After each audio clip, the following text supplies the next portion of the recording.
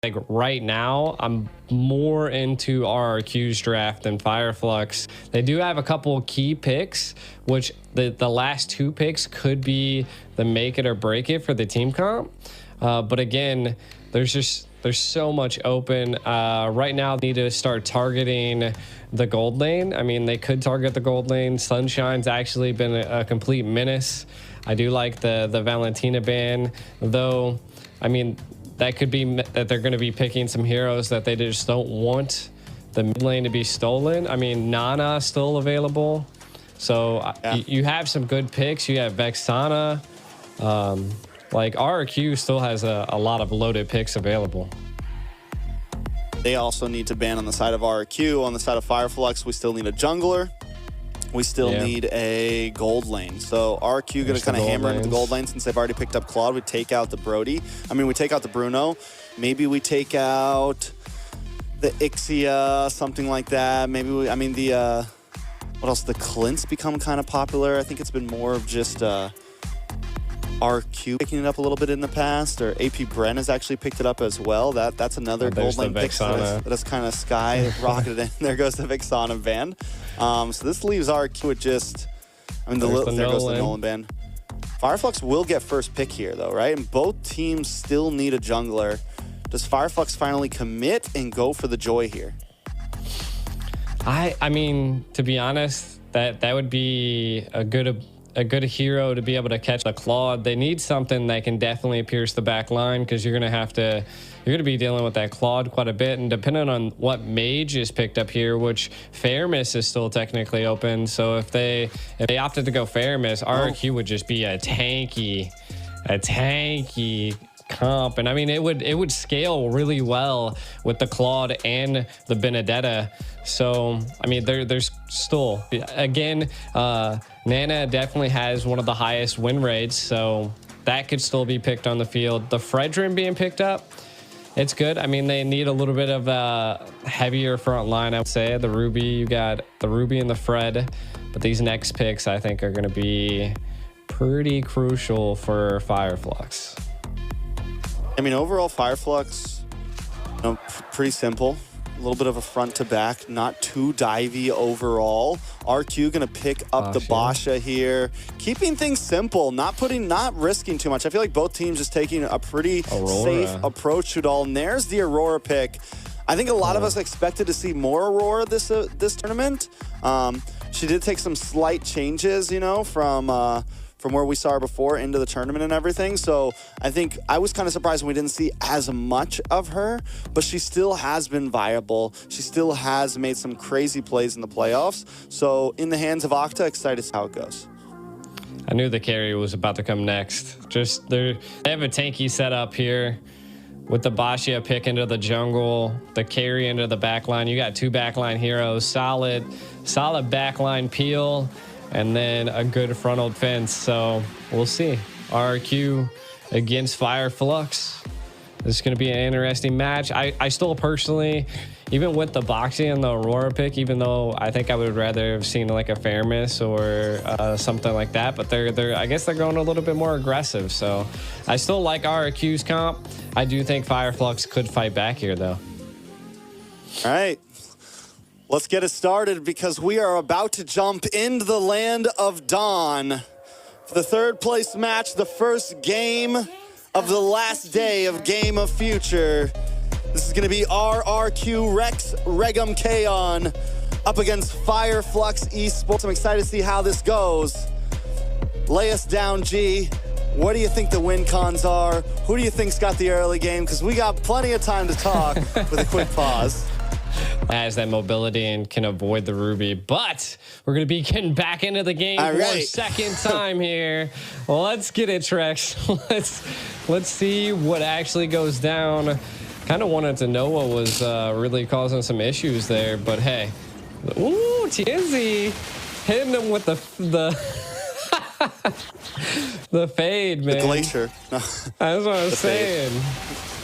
Oh man, that bro. He is. Aurora, the CC from Aurora is honestly insane. This is one of the reasons why I expected to see a bit more of her.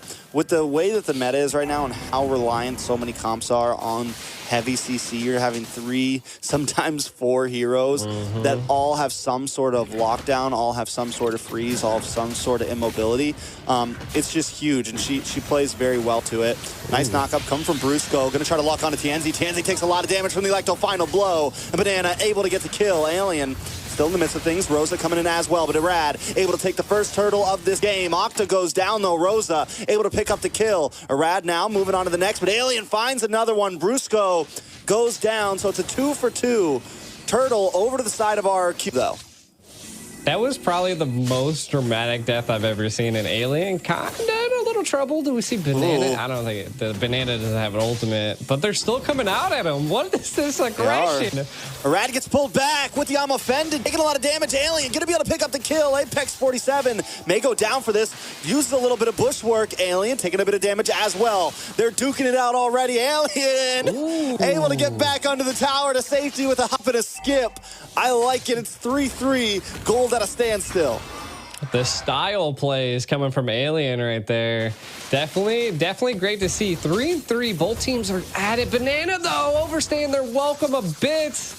Able to get out of there with the ultimate, though. Again, this is huge. I mean, for both sides of the team, they're not letting up. This is something we see occasionally. That both teams just want aggression early on. And again, this is what you were saying earlier. This is, I feel like, going to stop the steamroll from both sides. Is you just got to keep them at bay.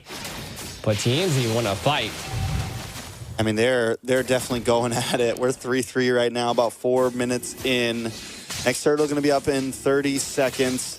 Now, Banana and Alien both have not taken a death yet. They're both doing great in their respective EXP lane. Ooh. And I think, oh my God, the damage from both of them. I love this meta of EXP laners right now. It's not your old school, bulky, never-ending fight.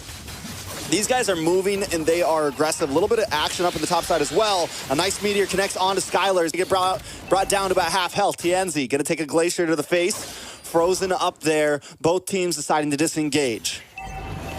At this point, I feel like RRQ might want to do something against Alien.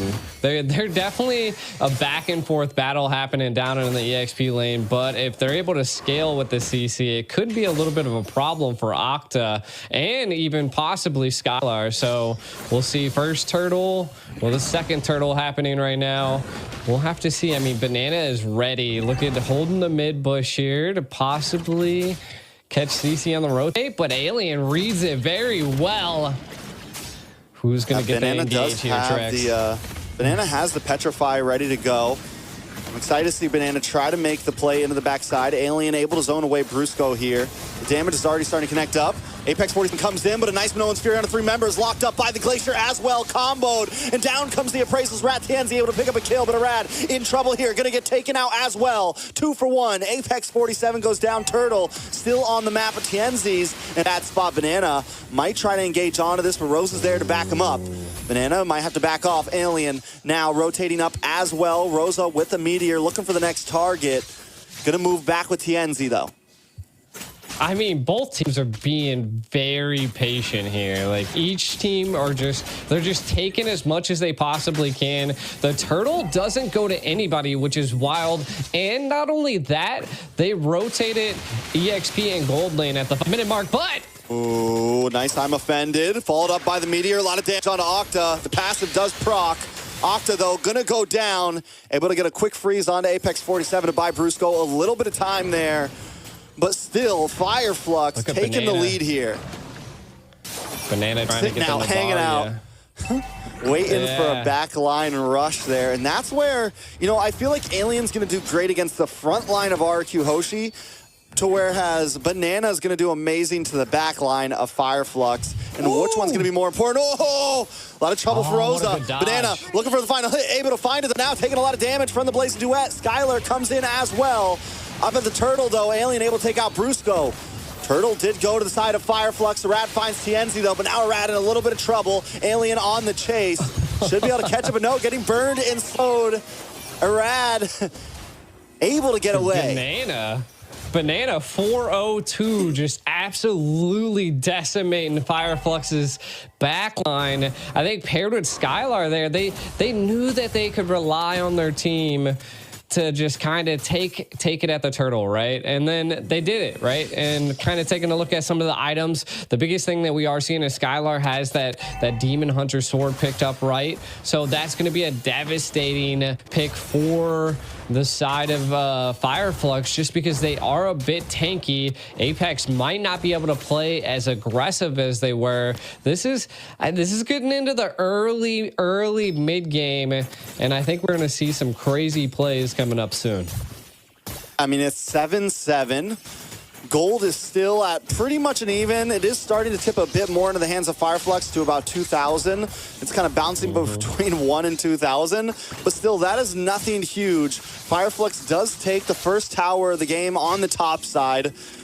RRQ Hoshi, they are going to have a decent spike, and you're right about Banana. He's still 4-0-2, and I'm excited to see how it's going to move forward the more he's able to kind of participate in these big skirmishes. FireFlux already grouping up. Here comes the conceal play. Looking for a target here. They do have the vision onto Skylar here. Apex 47 trying to find one, but Skylar able to get away. That was a good zone by Brusco there. Again, right now, FireFlux really has to protect their backline, right? Because Rosa's been caught twice already by Banana, which is huge for the side of RRQ. So I think they have to maybe play a little bit more together, which I think at this point they're getting there, right? Being the first Lord, I feel like this fight's going to be about a 50-50, but again, it could be anybody's game as FireFlux has the damage. Like, look at Navaria, even though it's 1-2, Rosa still doing look at Banana. Look at Banana. Good Banana hiding in the top bush, looking for the back line flank again. Finally does show face. I don't know if Alien was able to see him there. I think so. Gonna check those bushes, make sure it's safe for the rest of the team. But Banana's not leaving that lane, and FireFlux is going to have to be careful about it. Brusco, though, going to get him offended in. Chip down from Alien, will go down. Alien able to pick up the kill, but the Lord falls, and Rad is able to take it. A beautiful steal. Banana trying to get out of town quick with the Electro final blow as the rest of FireFlux collapses on top of Arad.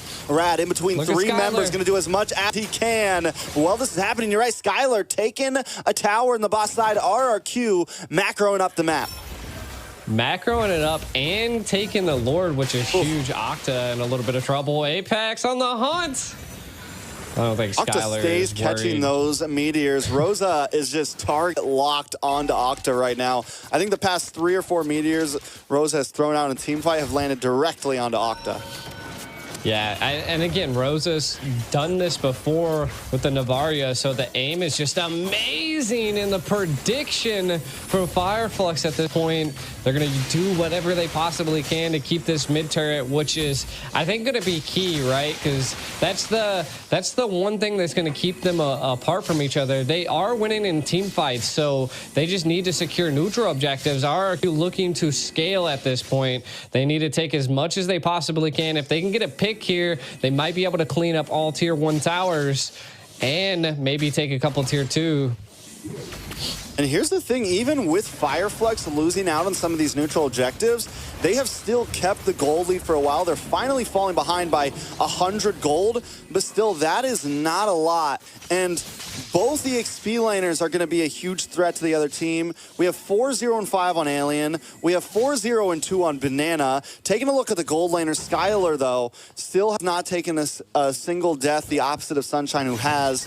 That is also going to start to become a major play in this. The more Skylar can just farm up and be comfortable on his signature hero Claude, it's definitely going to become an issue.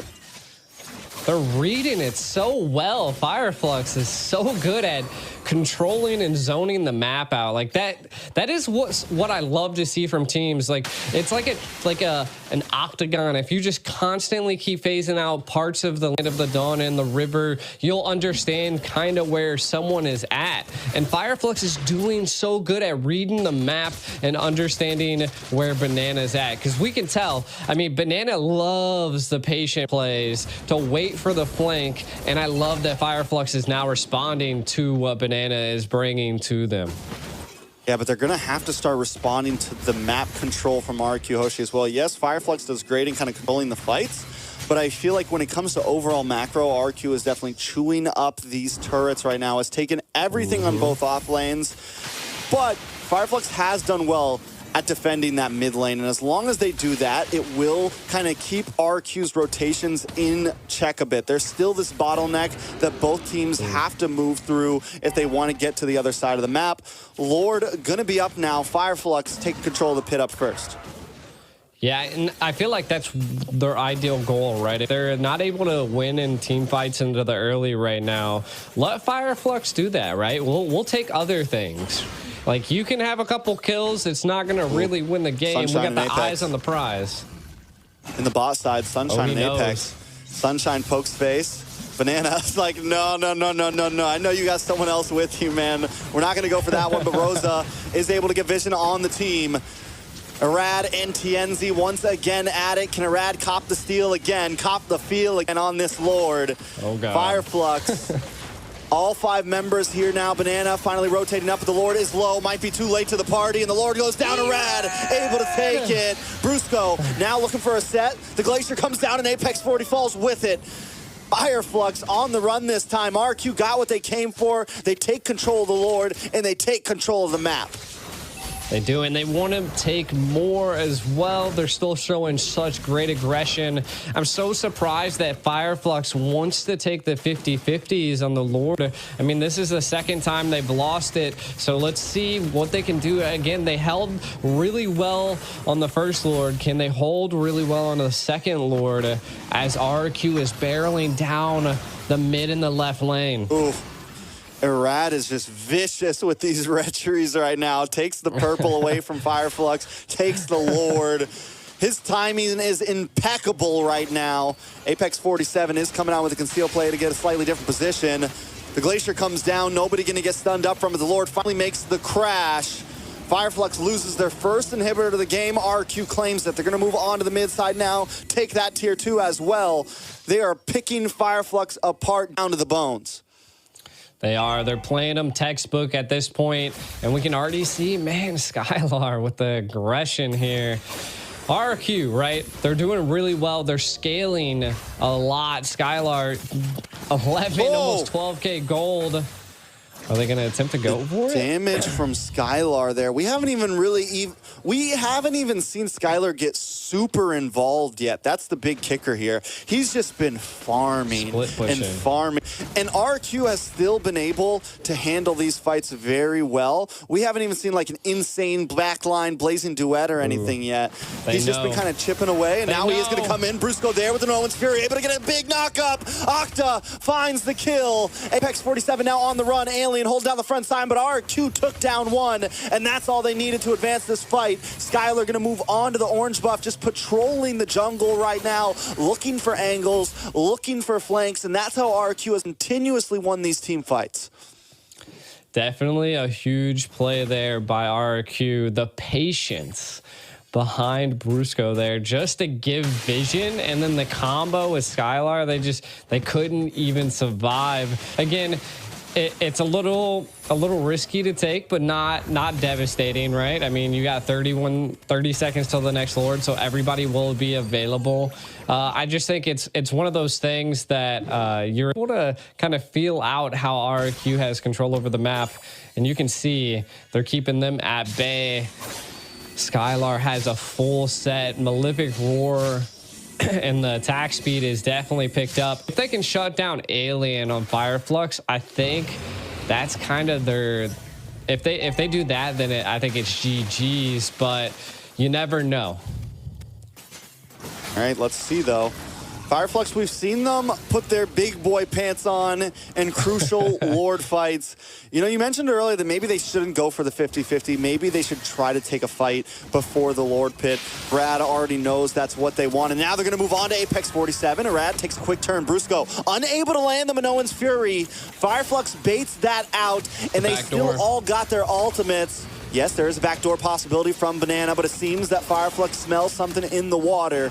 They're going to send Sunshine back to help define the lane. Alien able to take down Brusco. It's now 5v4. Does Fireflux want to commit? They have to send back Sunshine, but Tienzi finally takes it, and he rad. Gonna probably fall here. Goes down Alien, picking up the kill. RQ Hoshi now falling behind. And this is what I meant, Fireflux. When the time comes down to it, they know how to take the fight to their enemies. They do. And see, this is what I like, right? I said in the very beginning of the game that Fireflux really needed to bait out utility from RRQ, but Alien, the damage getting put down. Skylar chasing him down. Uh-oh. Sunshine Apex like, no. You better back up. But still, the damage, Skylar's going to be probably one of the only people that can really just like 1v1 Alien right now, which is insane because Alien is bursting down most of RQ, well, shredding down most of RQ. But the damage from Skylar right now could be getting out of control. Yeah, I feel like RRQ is going to be able to defend this Lord probably with no problem. I mean, they have a lot of their tier 3 stole. But we'll see if Fireflux wants to fully engage here. And they got to watch out for the offended. Lord is able to encroach onto the base. Skylar's finally showed up. We'll be able to chip it down. Fireflux not going to overextend. And keep our eyes on Banana because he is everywhere. Disrupting waves, slowing down the pushes from Fireflux. He's doing his job very well. They are trying to find Banana. We're checking every bush. They're kicking doors. Open up, FBI. They were like, where is Banana? I'm tired of this. But again, I mean, that play by Banana forced Fireflux to then give up control of the frontal of RRQ. Now, the biggest thing I was kind of saying is that Fireflux needs to continue to bait these utilities out, but they have to be on their toes here though, because we've constantly seen Banana almost attempt a backdoor. Though the Lord is on the right-hand side this time around, we are seeing that the backdoor potential is a little bit harder, but that could be a possibility for RRQ at this point. Fireflux, just keep baiting out utilities. Do not take a 50-50 Lord unless you really have control over that map. I mean, with the Lord being on the bot side here, in the long lane being in advantage of Fireflux, it does kind of help them, right? RQ is going to have to be a bit more stressed about getting up to that top lane and clean those waves. Luckily, they do have Banana, who's been extremely mobile, extremely proactive, but it's definitely something we got to keep our eyes on. As long as Fireflux kind of lets that lane stay pushed on RQ side, it's going to be very helpful to them when it comes down to these Lord fights. Exactly. I feel like it's key that RRQ has such great ability, but I do also think they need to execute it, especially, maybe try to reset the Lord a couple times or try to get it out of Fireflux's hands. And I think that's where they're struggling at this point, is that they're all about the split push, and they really haven't had a full engage at a Lord. And maybe if they had a full engage at the Lord, RRQ could be on the winning side here. But Fireflux kind of has them pressed back against the wall. Fireflux, in past international events, Wolf coined the meta for Fireflux. He calls it the Turkish delight.